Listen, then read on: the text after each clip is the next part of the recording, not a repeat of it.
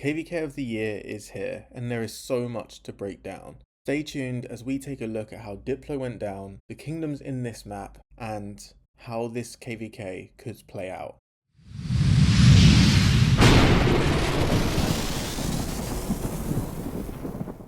Hey everyone, it's Akina back with another Rise of Kingdoms video, and it actually happened. We got the KVK that everyone was asking for, and more. I don't think Lilith could have cooked up this map any better than what it has, with the pool that it had available. We have some of the biggest kingdoms in Rise of Kingdoms here, ready to go to war, including the long-awaited 1960 vs 2377 straight from the first pass. It's a fight that everyone in the community is going to want to watch. But how did we come to this conclusion? How did Diplo go down that allowed this fight to happen in the first place? Do remember, if you are new to the channel, please don't forget to subscribe and also like the video if you are enjoying the content. So we found out at exactly reset a couple of days ago now. This map was indeed the map that was leaked, that had gone around the community. Assuming that every leader had seen the map in advance, I think it's fairly safe to say that every leader from each respective kingdom had their own thoughts about what they think would be fair and what wouldn't be fair. But before we dive into Diplo, we need to understand better what each kingdom is bringing to the table. So we had the following data. Power, their troop power for their top 300 and top 650. The reason why we use 650 is because 650 is the amount of accounts that you could bring into your domain. We have the commander power, the kill points, and then the deaths. Now, two pieces of data that you may not usually see, as it's not as readily available, is troop power and commander power. And I have to say a big shout out to Hero Scrolls. I'm sure many leaders have been in touch with them, providing an immense amount of data for us, including data that many previously didn't have access to. Very grateful to them for this. Definitely recommend them if you are in need of any data. What you can see on the screen was taken before pre-kvk, but if we break down each kingdom, we can see what they do and don't have. Something that really springs to mind right away is 1093's power. When you're looking at the top 650, now I know and you all know that no kingdom is going to 100% select the top 650 accounts that they have in their kingdom. It's going to be a variety of different accounts. But it's a pretty good indication because, to be honest, the power of accounts, once you go below the top 300, even the top 160 for many kingdoms, drops significantly. But here, we can see that their troop power, top 650, is only 11.8 billion, whereas their total power is 43.3 billion. And some of you may think, well, how does that work? How does their troop power be so significantly less than their actual power? Well, the reason is the majority of power for many accounts is your building, your technology, and then your troop power and your commander power make up the rest of it. Your troop power is not going to be that high. Most of your power will come from building and technology. So this is why 93's power is only 11.8 billion. And we also know 1093 recently dropped a lot of power for their migration. But when we look at commander power, they have one of the highest in the KVK. Top 300 at 1.97, meaning their field is going to be strong. This is made up of your equipment, your armaments, and you can also think about accounts that have plenty of commanders unlocked and expertise. Now, it's not the best metric to use, but it's a decent indication. And of course, their KP. Being the only kingdom in this KVK with two main alliances, 3.2 trillion is huge. 1093 will be going up against 1365. They're a kingdom that used to have the same model as 1093, two main alliances, but they've since condensed to one with a few extra in INT that rotates. Kind of similar to 2377 and how they operate now. But you can see from a power perspective, 1365, top 650 has a troop power of 16.9 billion. Considering this is about one alliance plus maybe 20 or so, that's huge. Obviously not to the same level as 2377, but when we get to them, we'll know a good portion of that is actually 3 players. So 1365, plenty of troops available, very strong commander power, and then their KP, as far as one alliance and a few extras on top, is 2.8, so it's not far away from 1093's KP, and they have 2 alliances. They do have slightly more dead, but when you compare the two, 1093 has the KP advantage, 1365 has the troop advantage. 1365 has less main accounts. So on the field, if all of 1093 are online at the same time, and all of 1365 are online at the same time, you can naturally expect 1093 to win that. We know 1365 have come up against larger numbers and multiple alliances and kingdoms at the same time. Last KVK was a good example. Another thing to mention is, how much will 1093 train? We know they're phenomenal at using their farm troops. All of the players in their kingdom train during pre-kvk. That can shift the balance massively. We then have one of my kingdoms, 1606. 1606 were very blessed in this kvk to have a campmate, 2975, and a really good campmate at that. Combined together, they have a total troop power of 14.1 billion, which is slightly less than 1365, which also goes to show that's two main alliances coming up against 1365's main alliance, a few extra, and then mostly alts and farms. It shows how much troop power that 1365 does have. Commander power is slightly higher at 2.095, which makes sense considering its two main alliances. KP of 3.24 trillion, which is huge, and as far as camps go, technically the second highest on the map, just ahead of the 1093 and just ahead of 2377. 2975, really looking forward to fighting alongside them.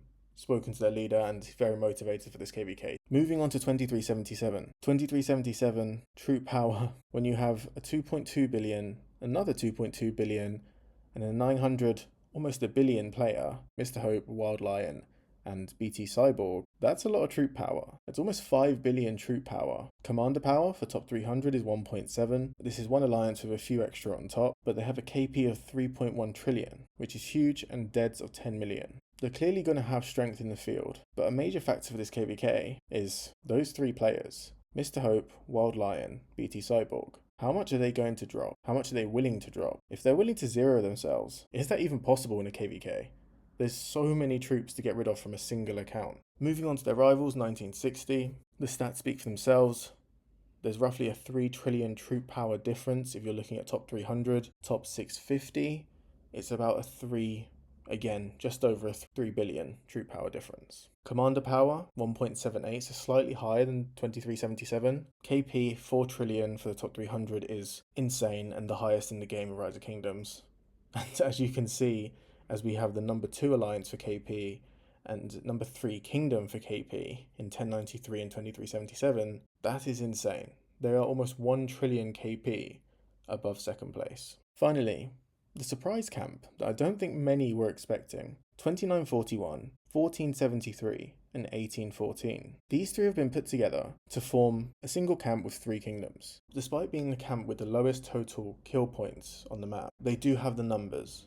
And when all of them are online on the field at the same time, it's not going to be easy to take out all of their field. A big question is, how likely is it that all 3 of these kingdoms are going to be online at the same time? I don't personally know these kingdoms as much as the other kingdoms. I know 1814's been in a few big KVKs before, one with 2377 and 2429. The other 2, very solid kill points, I think 800 billion and 900 billion respectively. They're no joke. And 3 A's combined, I know 606 will know from personal experience, it's not easy. It's a lot of numbers coming up against you.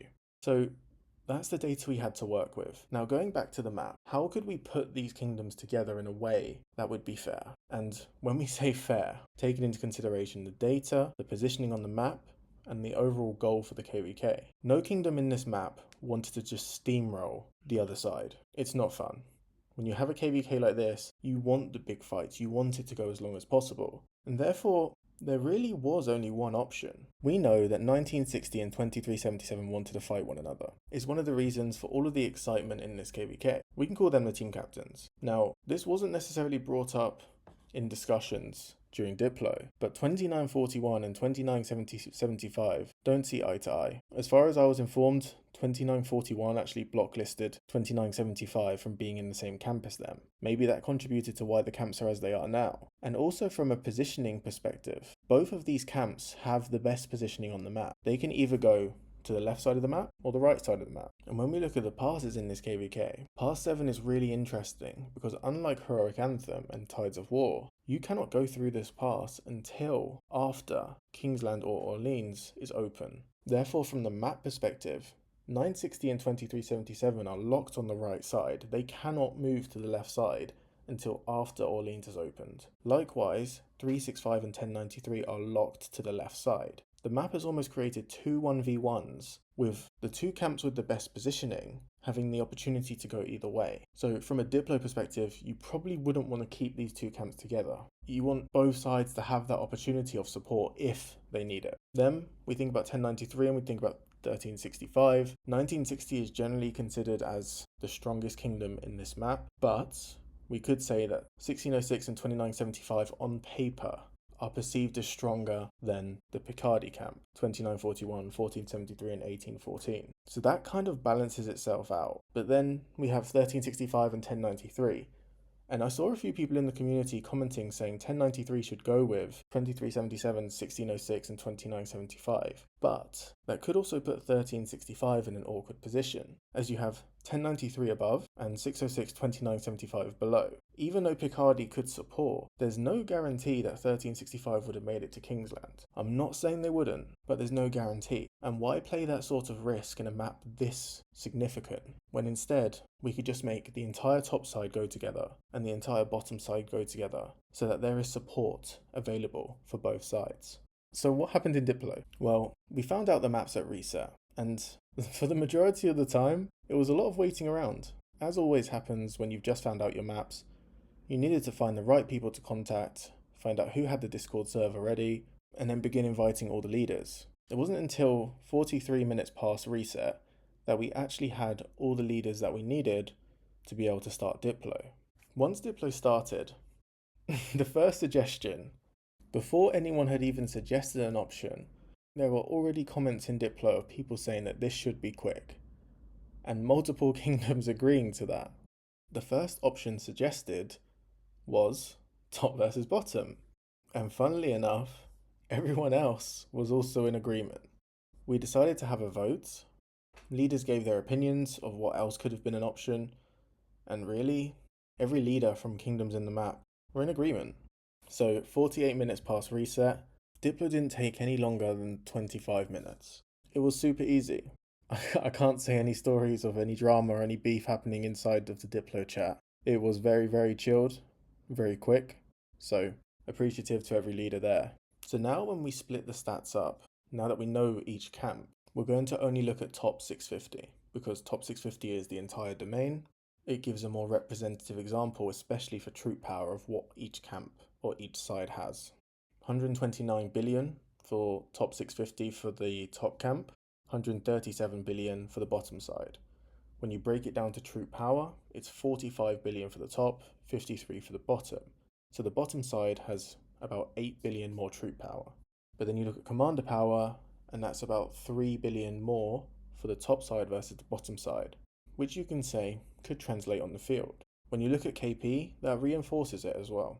The top side has 10.1 trillion KP, and the bottom side is 9.5 trillion KP. So 600 billion difference.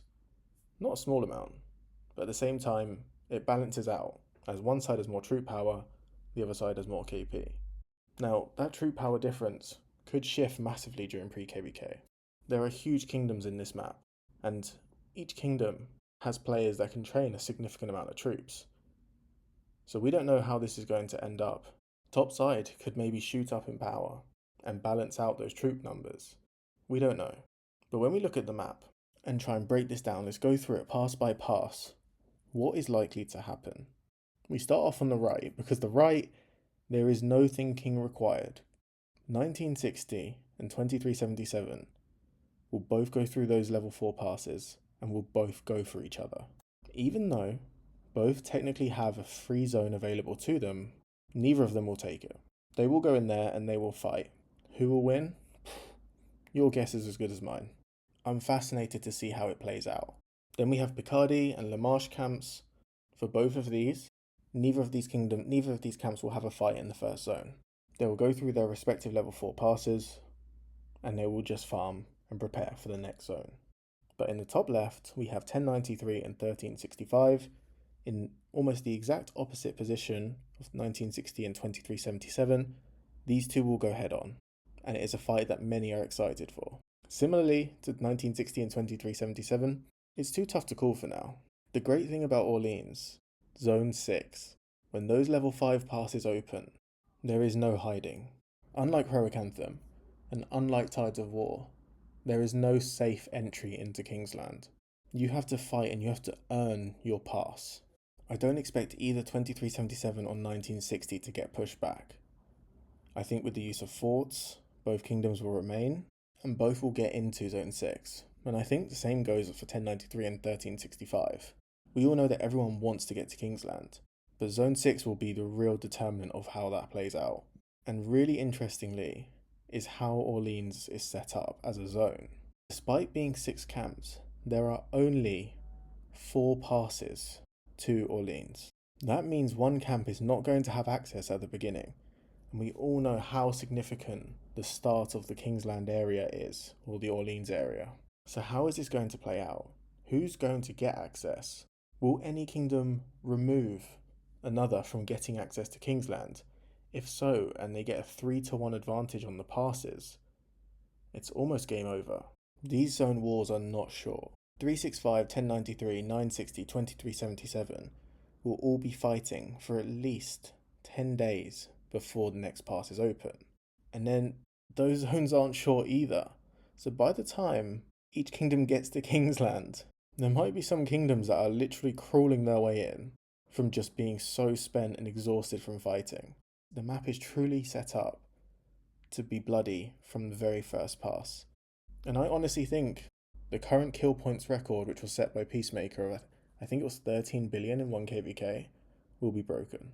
I think the highest deads record for any KVK from a single player, I think it was Yoda, if I'm not mistaken, at 80 million, roughly. Correct me if I'm wrong in the comments. But I think that will be broken. This KVK, there is no doubt this KVK will go down in the history books. And from a personal perspective, it's a pleasure to be able to play in it in not 1 but 2 kingdoms. How do you think this map is going to play out? Which way do you think 1606 and 2975 will go?